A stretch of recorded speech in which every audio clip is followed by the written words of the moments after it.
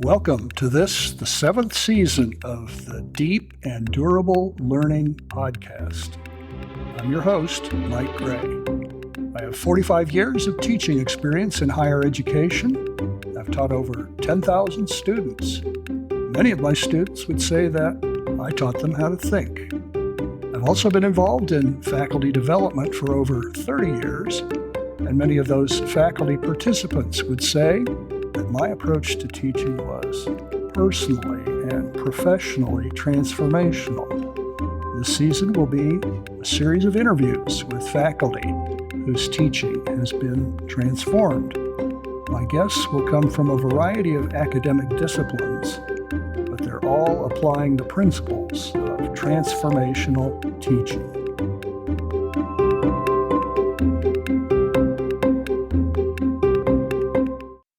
We welcome back today Dr. Amy Hicks. Amy has a PhD in biochemistry as well as a Master of Public Health. She's currently the Chair of Health Sciences at Bob Jones University. Welcome, Amy. Thank you. It's good to be back. I really enjoyed our conversation a while back this summer, and I'm excited to come back and talk. I enjoyed it too. Let me set the stage.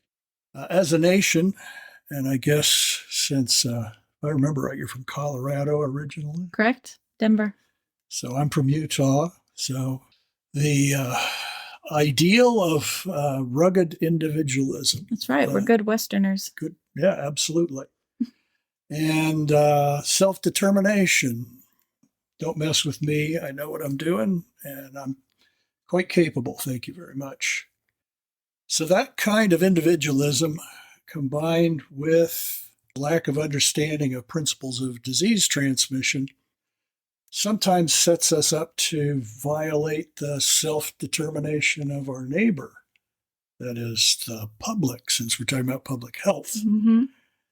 So here's an instance that I heard last fall. It was inadvertently offered by Whitney Williams on a podcast called The World and Everything in It, which I listened to during the week.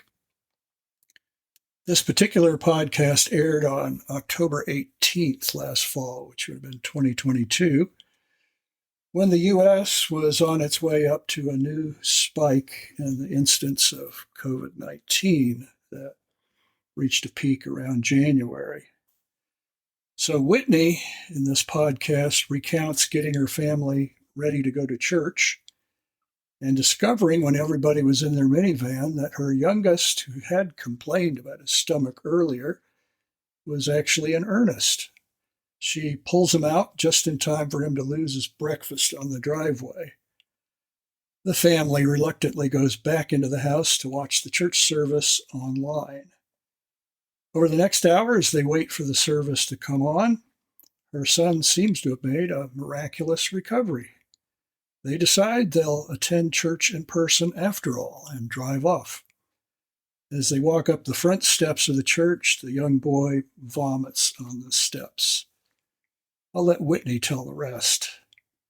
Doesn't exactly leave the best first impression for visitors, I joke with the welcome team as I rinse the concrete with a pitcher full of water I borrowed from the coffee bar.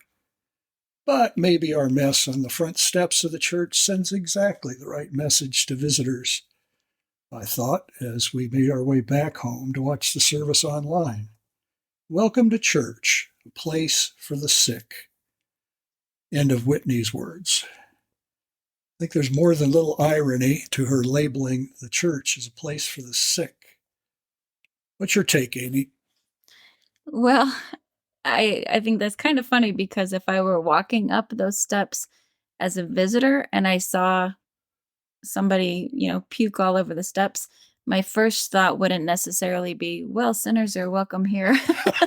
I would probably think, ooh, I think I'll go somewhere else because if this starts at my house, we're going to be sick for a week and everyone's going to miss school. And then that means we have homework.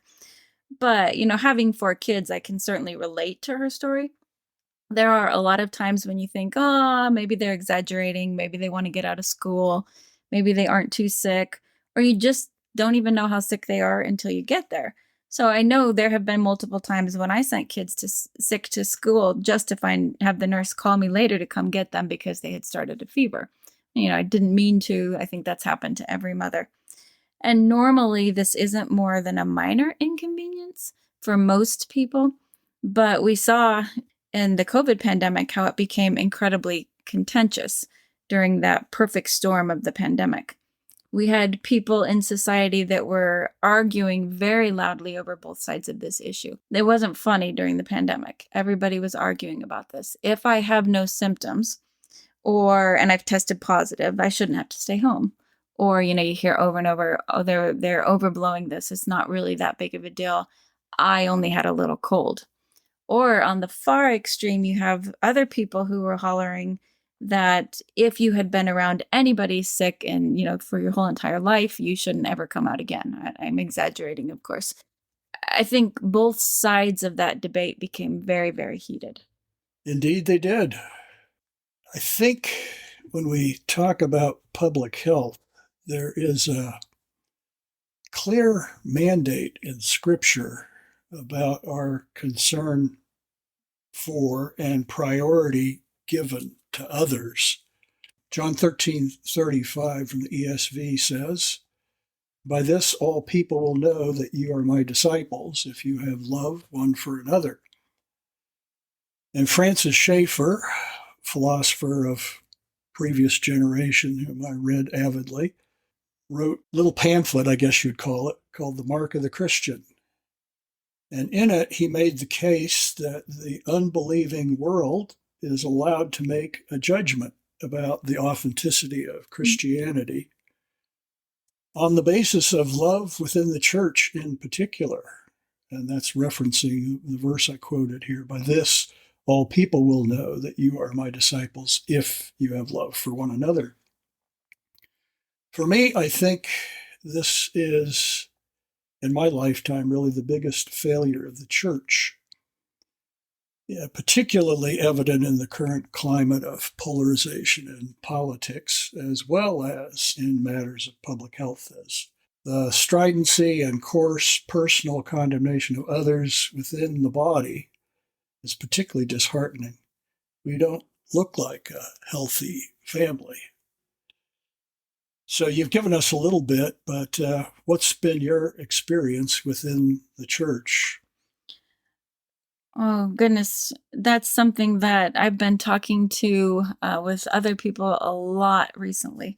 I'm very concerned about the division that we see within our churches.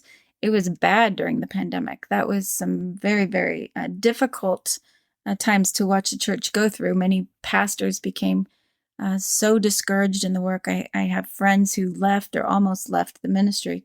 So COVID exacerbated it, but even before that, and even now, church members have been split over principles that lie at the root of public health without even really knowing it. We are much more tempted to be characterized by our performance, by how holy we find ourselves, than we are by our concern or by our love for our neighbors. So you mentioned earlier that individualistic, rugged independence kind of a mindset that Americans are characterized by.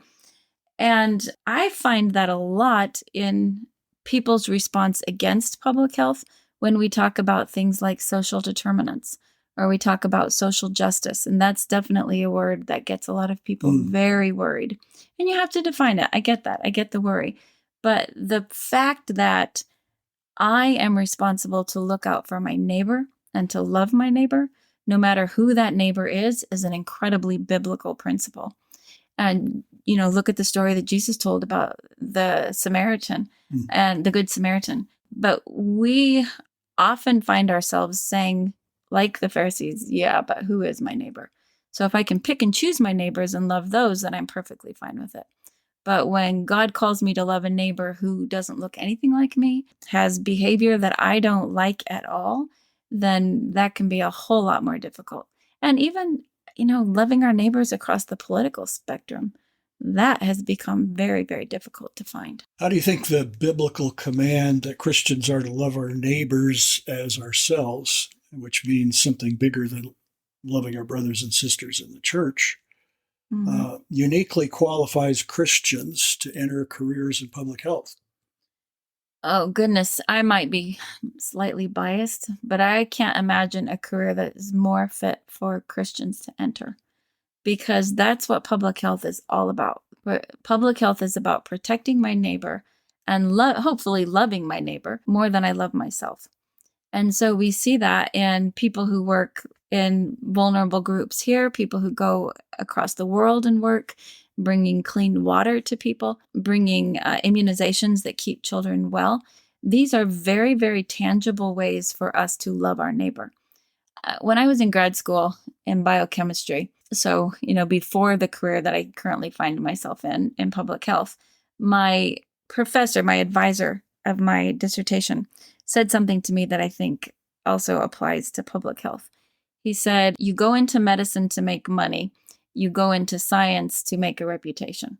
So the way that I mean that is you go into medicine, maybe you can make a lot of money. You don't make a lot of money in public health. You do not. There's not a ton, there's not good funding for it. There's not a lot of money to be made, but everyone I've met tend to be very altruistic. Even if they don't know the Lord, they have a great concern for their neighbor. So if Christians can't go into a field and be concerned for their neighbor, then I think that speaks very poorly for us. For sure. And there needs to be some impetus for this that is Holy Spirit driven when we're talking about a Christian, something much more deeply rooted than simple altruism. Sure. So I can give you an example of that, make that a little bit more concrete. Just this week, the faculty who are teaching in the Masters of Public Health that we have starting, our very first class coming in next week, in fact, and we sat down together over the course of several days to talk about what is our doctrine, if we want to call it, of public health. Because when you're in grad work, you learn the knowledge and you learn the skills, but you also learn a way of thinking, a mindset that you filter all of your knowledge through. And so we said, okay, what do we want our students to leave knowing that is distinctly Christian? And so we came up with 5 characteristics that we think should define Christian public health. And so those are hope. The world is without hope. A lot of people are without hope, that either for this life or for the next, that things will get better. If we were born into a good middle-class family and we have attained some level of success, that might not resonate with us. But for many people, they're without hope. So the interventions that we do as a public health professional should bring hope. Secondly, we defined holism, that we see people and we see their health as being multifactorial. We're not just there to bring clean water because you're going to die of something someday, but to understand that people have multiple needs. So physical needs, mental needs, but also spiritual needs. And you can't bring wholeness to a person until you've addressed all of those. So those would be the 2, I would say, that characterize particularly how Christians should view public health, that we're doing it out of a desire to bring hope for now and hope for the future, as well as viewing all of a person's needs and wanting to bring the gospel into that in order to meet those needs. We're going to circle around to the thinking of a professional in public health more specifically in a few minutes. The former director of the Centers for Disease Control, Rochelle Walensky, said in a New York Times guest essay, quoting here, "The job of public health is to strike an appropriate balance between protecting the health of all those who live in the United States while minimizing the disruption to the normal functioning of society." And of course, part of the way that happens is through public service announcements, I guess you'd say, through communicating to the public. So she went on to say, delivering information both in scientific detail and in plain language can be challenging, especially when messaging is met by efforts to compromise our work with nefarious intent. As a society, we must be more discerning of dubious rhetoric. People deserve accurate information to make the best health decisions. So what makes this task particularly challenging in our current cultural climate, especially in the US. Yeah, so I think the key word there is accurate information. And that is very difficult in our current, just our culture. We're bombarded with information everywhere we look. And it's very difficult to weed out what's true from what's not true. We're in a post-truth society, right? My facts tell me this. And so I think just the fact that people are constantly hearing other messages make it very, very difficult. And not just hearing other messages, but messages that are co-opted for somebody's agenda. But we don't often see that. We just see it as being true, and so therefore we buy into it. So the challenge would be the amount of messages, the quality of messages, the hidden agenda behind them. Plus, they become self-fulfilling. We look for information that conforms to our biases. So we look to news stations who already agree with us. And that's very difficult as humans to want the truth, even if the truth interferes with my strongly held opinions. We're wired for confirmation bias. Very good, yes. We would say something that confirms what we've already decided must be the case. So what makes the task of accurate communication particularly challenging for us? I mean, part of this is there's a fundamental distrust of institutions and authority structures these days. In my youth, and believe it or not, I was a youth at one time, but it was in the 50s and 60s. It used to be that distrust, don't trust anyone over 30 from the hippie generation, was a left-wing political item. Today, though, even though there is some distrust of institutions on the left, conservatives are more likely to deeply distrust institutions and authority structures, which is really paradoxical if you think about what a conservative is, because these are largely historical systems and institutions, and conservatism normally seeks to conserve what we've already built, not to uproot and tear down or disregard authority. So how does this distrust manifest itself? How does it play into the voices that we give ear to and those that we would rather not have a seat at the table? Yeah, so I think we listen to the most extreme voices often. On either side of the aisle, you're going to find extreme voices. The louder, the more strident people are, the more they're following, the more viewers they have. So we certainly see that. We see it in the political structure. When presidents or presidential candidates come in, they're always promising to overturn the corruption or overturn what's in place. They're going to do better. They're going to bring power to the people or whatever. So that's a constant political message, I think, that we hear.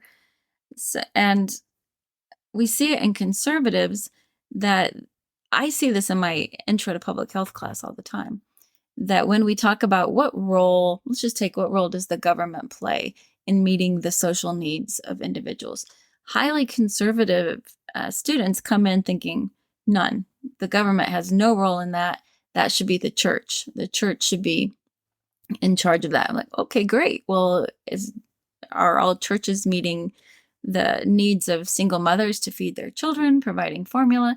Are they providing healthcare? Is that even the duty of the church to make sure that people have access to healthcare? We tend to think these government structures are wrong, they're bad, they're telling me something that is incorrect, instead of looking at both sides. So how do you think this tendency to be suspicious, this tendency to distrust existing authorities, to listen to the loudest voices, how do you think that could be laid to rest, or is that the impossible dream? I think that's something that we'll be wrestling with for quite a while. The only way that I can see to do it is to consistently lay out reasonable, well-reasoned information that isn't co-opted by either political party. And I'm not sure how that happens, honestly. But when we can give data, we can give scientific data that bolsters our claim, but you'll always have people who distrust science and distrust the research that you give. We're living in a post-truth world, so I'm honestly not sure how to answer that question. I don't have that answer. There isn't a ready-made one, I don't think. There is not. Let's go down the road of trying to dissect the thinking of a public health professional. There is a distinctive, I think, point of view that somebody in public health adopts. Okay, so the point of view of a public health professional, there are several. There are several important doctrines, I guess, that we could say for public health. One of those is the public part. That we're not treating a simple or a single individual that comes to us. We're diagnosing and we're treating an entire community. So the community is our patient. A group of people are our patient. So that's one of the points of view, that we're protecting the health of the whole community.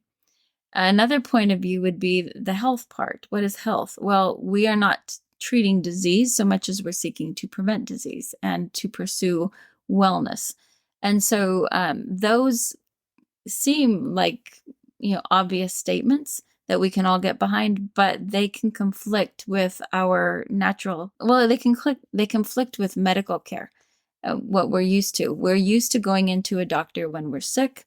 We're used to having a very individual approach to our treatment, and that's not what public health is. Public health is an intervention to improve the health of the whole community and to prevent sickness in the first place. I remember during the first year of the COVID pandemic, having conversations with MDs who were approaching the issue of COVID transmission differently, in some cases at odds with public health professionals. And I remember reading an article by, I can't remember the author right now, but it was an individual who was an MD, but was also a public health professional. And he was confessing in this, it was a New York Times essay, that he realized that he needed to take off his MD hat and put on his public health hat because he was approaching this thing in a way that was not really productive from a public health perspective, that he was looking at these people as individual patients who might get a disease and not looking really at the prevention side of things or getting ahead of things by trying to determine vulnerable populations and ways in which they could be protected at minimum inconvenience to the rest of the population. So he was articulating that there was a different perspective.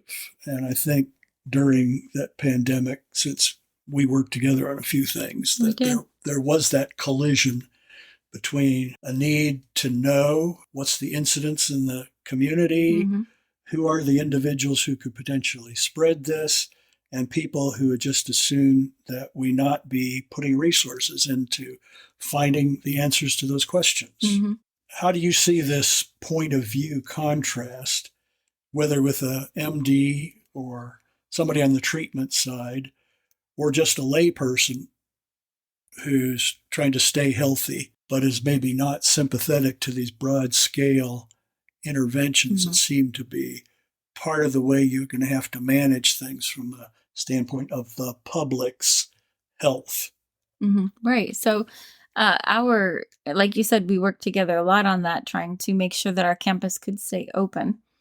And our goal for that was to stop the transmission of the disease, or at least to slow it enough to be able to handle the number of students that got sick at any given time, and to protect those who were vulnerable. Most of us were not terribly vulnerable to a bad case of COVID, but there were a significant number of people who were. And so that's where the love comes out. Do I care about those people if I have to wear a mask? Well, wearing a mask wasn't the end of the world. But our goal in public health was to prevent or at least slow it. And so because this was a respiratory virus, there are only so many ways you can stop or slow a respiratory virus. If it had been, any type of bacteria or type of virus pathogen that we have only a limited number of ways to stop that. And those are the ones that we have to use. So our method was using masks.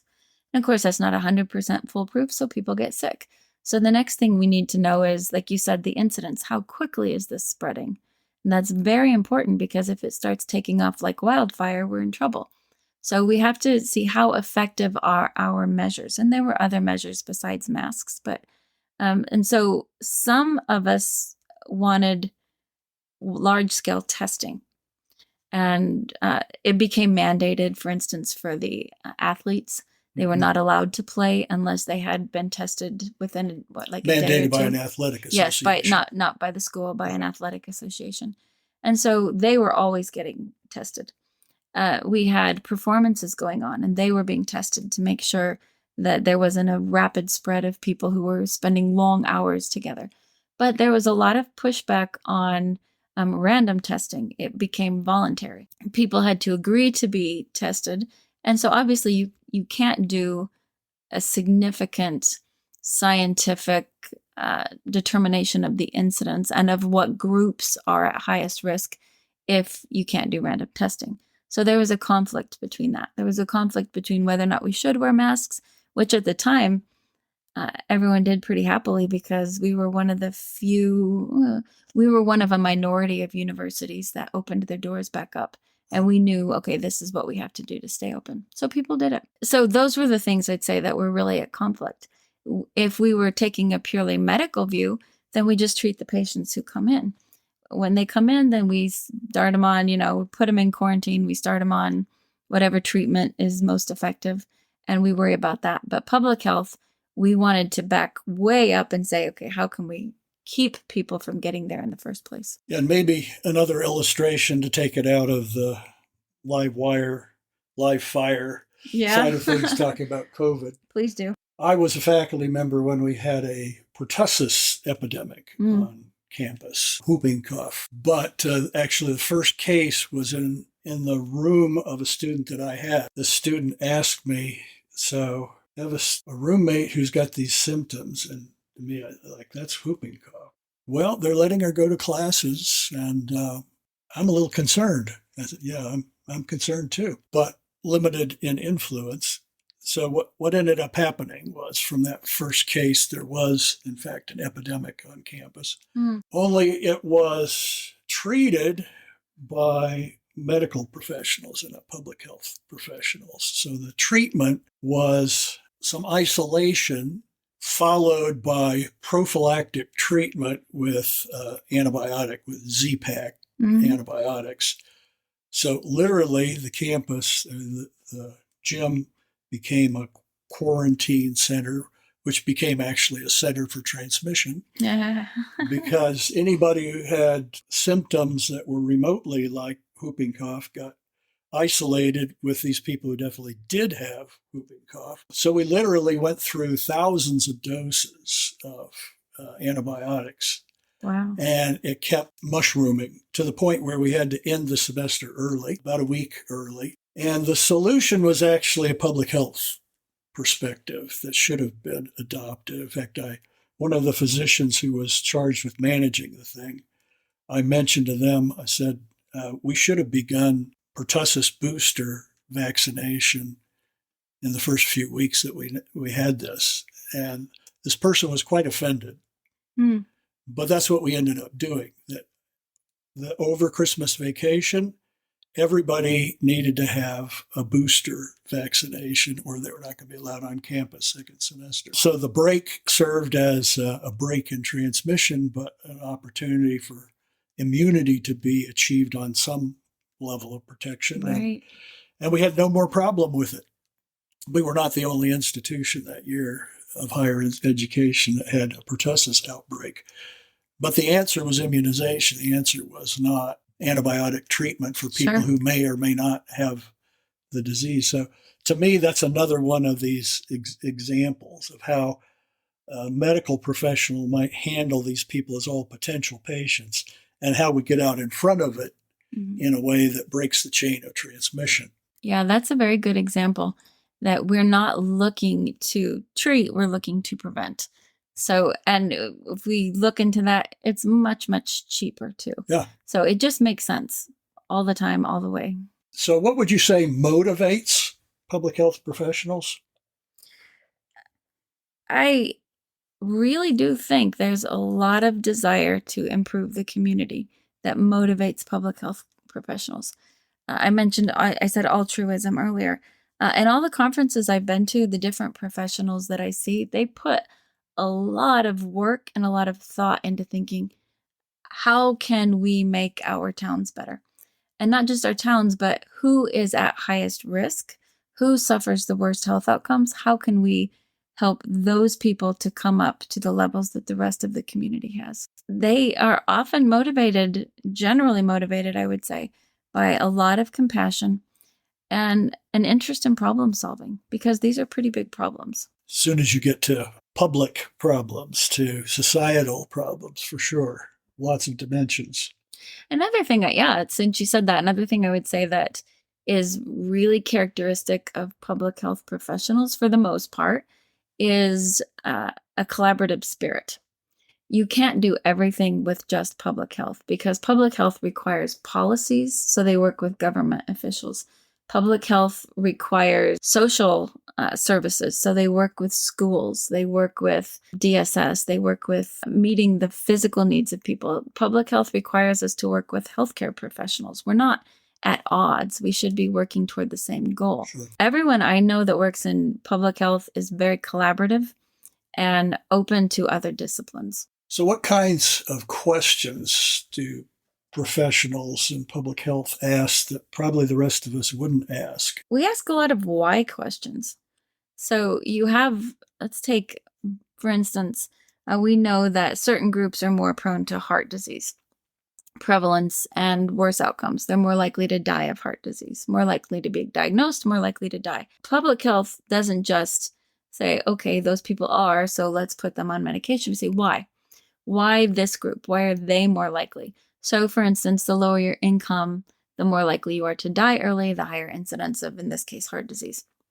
Okay, so why are they more likely to if you have lower income? In other words, what does income have to do with it? Yeah, what does income have to do with heart disease? And we have, this is a pretty obvious one that we're all familiar with, but it's how we approach every disease.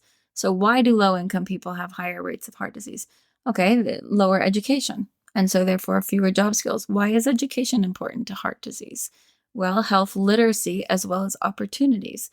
Okay, so what kinds of opportunities? The diet that you can afford to eat. You're not eating a diet high in fruits and vegetables if you live in the middle of a food desert. If you lack, if you're spending $25 a week on groceries, you're not buying fruits and vegetables. You're buying ramen noodles and beans and weenies. Public health is the reason why we continue to ask these why questions. It's what public health was built on. So John Snow in England is kind of the father of epidemiology. Cholera, right? Yes, cholera. So there was a bad outbreak of cholera in London, and everyone else just kind of said, oh, we have cholera. Too bad. How can we treat these people? John Snow started saying, okay, who's getting cholera?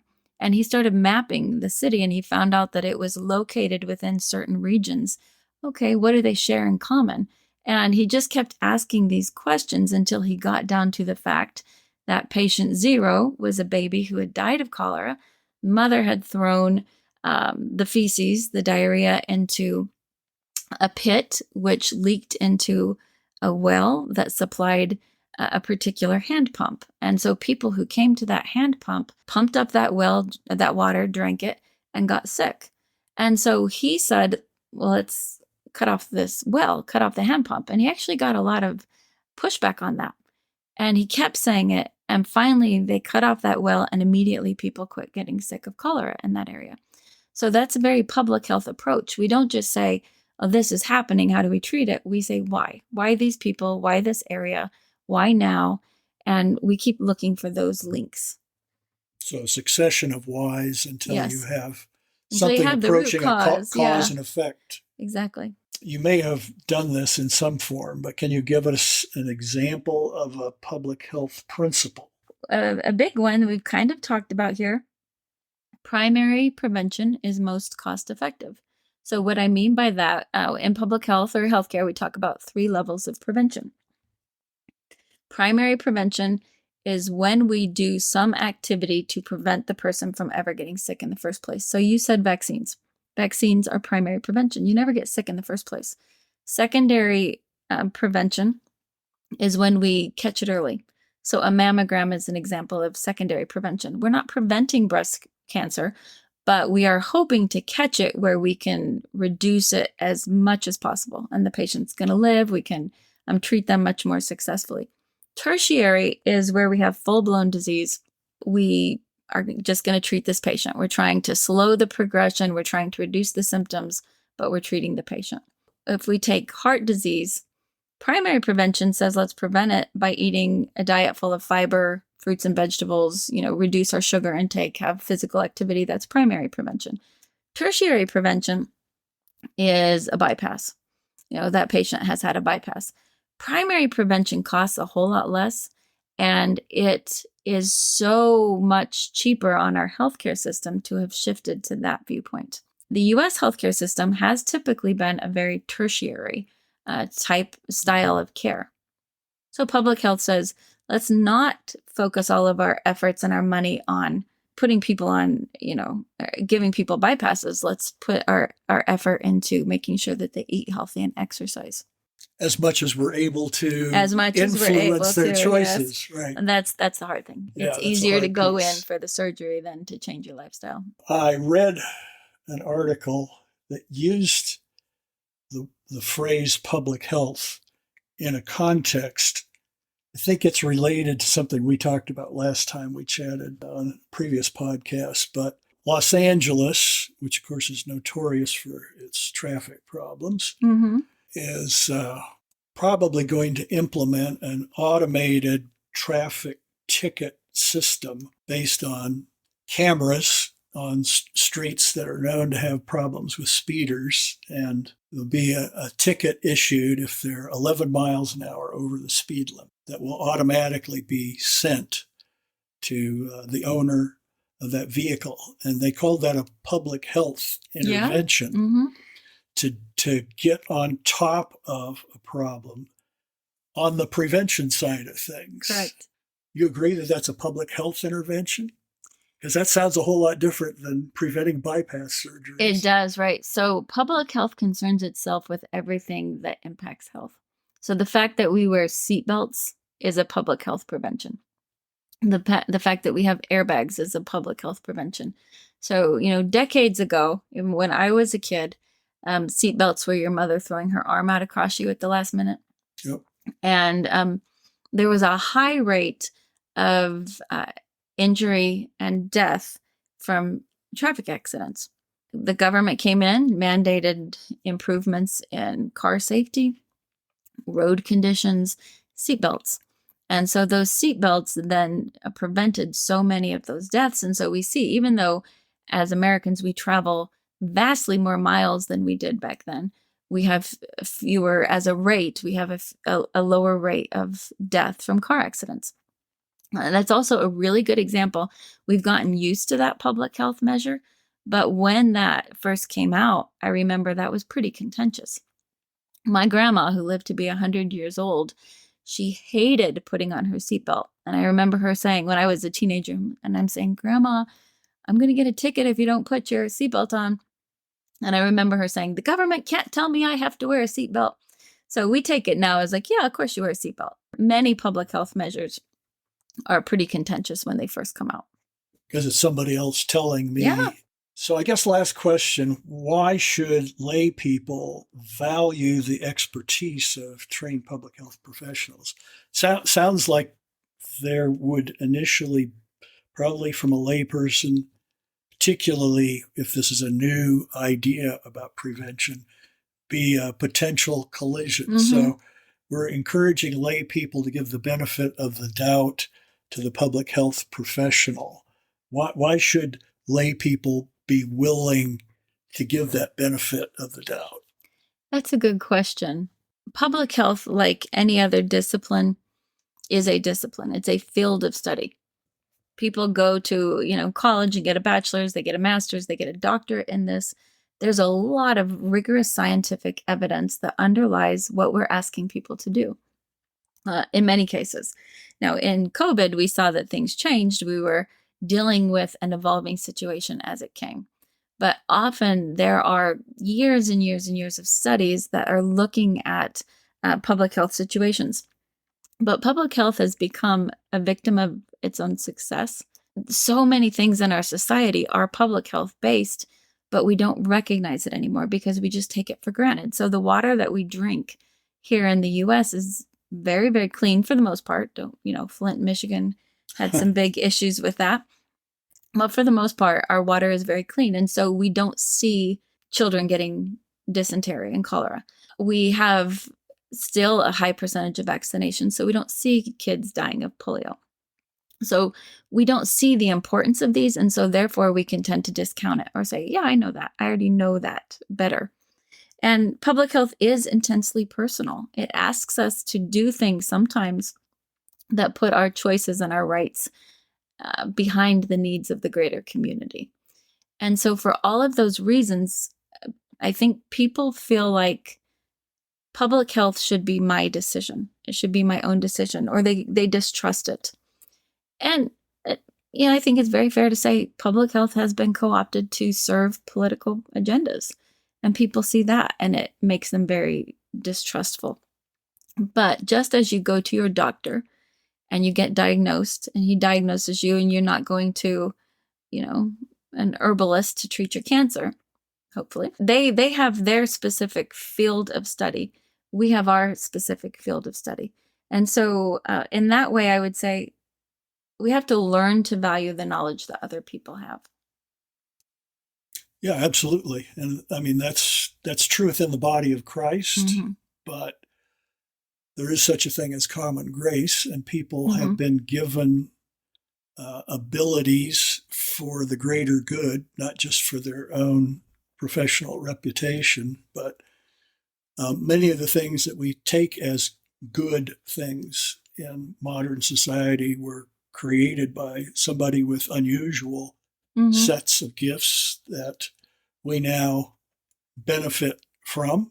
This idea that I'm not the locus of all of the expertise, that I'm willing to not only benefit from, but give space for other people to exercise their gifts, and particularly for the greater good. And I think we're back to where we started, that we're commanded to sacrificially love others, and love acts in the best interests of the other people, whether that means that I need to create a set of priorities that allows the ability of this piece to help other people, even though I may not be convinced that I need it myself, that there are people who, as you say, have an expertise that when it's allowed to be applied,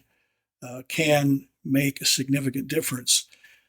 And when it has been successful, it kind of disappears. So I think you're right that at the point of intervention or suggestion of an intervention that might be effective, there are people who are not persuaded and fight back against the intervention in ways that really prove to be misguided over time once that intervention is processed and becomes part of the way we live a civilized life. And I think that tends to be a fairly American way of looking at it, because in America, public health has, for the most part, been operating under the radar.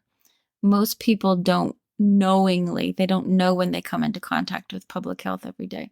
But in many other countries, public health is esteemed, it's elevated, it's something that's developing. And so it's considered much more of a foundational discipline, where we've just kind of lost that because we felt like we're good, we don't need it. Right where we are. We're just fine. Thank you very much.